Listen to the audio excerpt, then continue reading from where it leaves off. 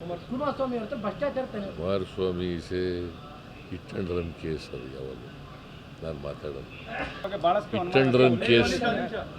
Kumaraswamy is always A hit and run case. ಅದರಿಂದ ಮಾತಾಡೋದು ಬೀಳ್ಸೋ ಬಗ್ಗೆ ಕೂಡ ಮಾತಾಡ್ತಾ ಇದ್ದಾರೆ ಸರ್. ಮಹಾರಾಷ್ಟ್ರ ಸಿಎಂ ಕೂಡ ಮಾತಾಡ್ತಾರೆ ಈ ಸರ್ಕಾರ ಪತನ ಆಗುತ್ತೆ. ಏನು ಒಂದು ವರ್ಷದಿಂದ ಹೇಳ್ತಲೇ ಇದ್ದಾರೆ.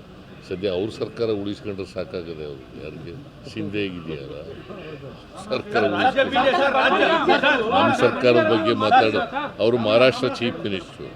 ನಮ್ಮ ಸರ್ಕಾರದ ಬಗ್ಗೆ ಮಾತಾಡೋದ್ರ ಬದಲು ಅವ್ರ ಸರ್ಕಾರ ಉಳಿಸ್ಕೊಳ್ಳಿಕ್ಕೆ ಯಾಕೆ? ನಮ್ಮಲ್ಲಿ ಎಲ್ಲಿ ಜಗಳ ಇದೆ? ಅಲ್ಲ ನೀನು ಹೇಳಯ್ಯ, ನಮ್ಮಲ್ಲಿ ಜಗಳ ಇದೆಯಾ? ಅವ್ರು ಹೇಳೋದು ಬೇರೆ, ಅವ್ರು ರಾಜಕೀಯವಾಗಿ ಹೇಳ್ತಾರೆ. ನೀನು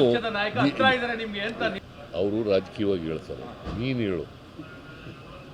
ನೀನು ಸತ್ಯ ಹೇಳೋನು ಅಲ್ವಾ? ಅದು ಸತ್ಯ ಹೇಳಯ್ಯ. ನಮ್ಮಲ್ಲಿ ಒಳಜಗಳ ಇದೆಯಾ? ಎಲ್ಲಿ ಒಳಜಗಳ ಇದೆ? ನಮ್ಮಲ್ಲಿ ಒಳಜಗಳನೇ ಇಲ್ಲ. ಹಂಗಿದ್ರೆ ಪಾರ್ಲಿಮೆಂಟ್ ಚುನಾವಣೆಯಲ್ಲಿ ಅಷ್ಟೊಂದು ಒಗ್ಗಟ್ಟಾಗಿ ಮಾಡೋಕ್ಕಾಯ್ತಿತ್ತ? ವಾತಾವರಣ ಚೆನ್ನಾಗಿದೆ.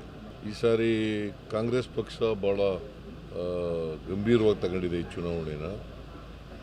ಅದಕ್ಕೆ ಅಭ್ಯರ್ಥಿಗಳನ್ನು 6 ತಿಂಗಳು ಮುಂಚಿತವಾಗಿ ಘೋಷಣೆ ಮಾಡಿದ್ದು. ಯಾರು ಅಭ್ಯರ್ಥಿಗಳು ಗೊತ್ತಾಗಿತ್ತು. ಹಾಗಾಗಿ ಅಭ್ಯರ್ಥಿಗಳಿಗೆಲ್ಲ ಟೈಮ್ ಸಿಕ್ತು. ಟೈಮ್ ಸಿಕ್ತದ್ರಿಂದ ಮತದಾರರನ್ನು ಭೇಟಿ ಮಾಡಲಿಕ್ಕೆ ಅನುಕೂಲ ಆಯಿತು.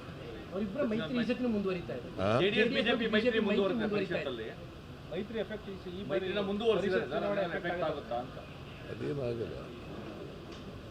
ಈ ಪಾರ್ಲಿಮೆಂಟ್ ಎಲೆಕ್ಷನಲ್ಲಿ ಮೈತ್ರಿ ಮಾಡ್ಕೊಂಡಿರಲಿಲ್ವ? ಏನು ಎಫೆಕ್ಟ್ ಏನಾಗಲಿ? ಪೆನ್ ಡ್ರೈವ್ ವಿಚಾರ ಈ ಚುನಾವಣೆ ಮೇಲೆ ಪ್ರಭಾವ ಬೀರ್ಬೋದು ಅಂತ ಈ ಪರ್ಟಿಕ್ಯುಲರ್ ಈ ಹಳೆ ಮೈಸೂರು ಪೆನ್ ಡ್ರೈವ್ಗೂ ಇದಕ್ಕೂ ಸಂಬಂಧ ಇಲ್ಲ. ಬಿಕಾಸ್ ಮತದಾರರಿದ್ದಾರಲ್ಲ, ಗ್ರ್ಯಾಜುಯೇಟ್ಸು ಮತ್ತು ಟೀಚರ್ಸ್ಗಳು. ಇವತ್ತು ಇಲ್ಲಿ ದಕ್ಷಿಣ ಶಿಕ್ಷಕರ ಕ್ಷೇತ್ರ ಟೀಚರ್ಗಳು ಆಗ್ತದೆ. ಅವರೆಲ್ಲ ರಾಜಕೀಯವಾಗಿ ಪ್ರಬುದ್ಧರಾಗಿರ್ತಕ್ಕಂಥವ್ರು.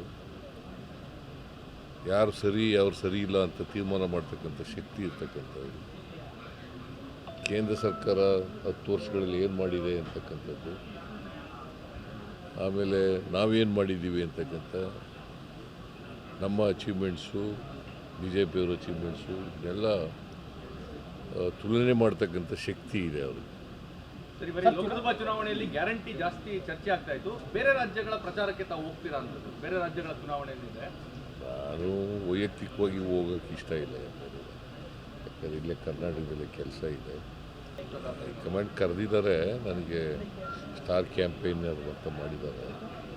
ಬಟ್ ನಾರ್ಮಲಿ ನಾವು ಹೋಗಲ್ಲ ನಮ್ಮ ರಾಜ್ಯ ಬಿಟ್ಟು ಬೇರೆ ರಾಜ್ಯಗಳು.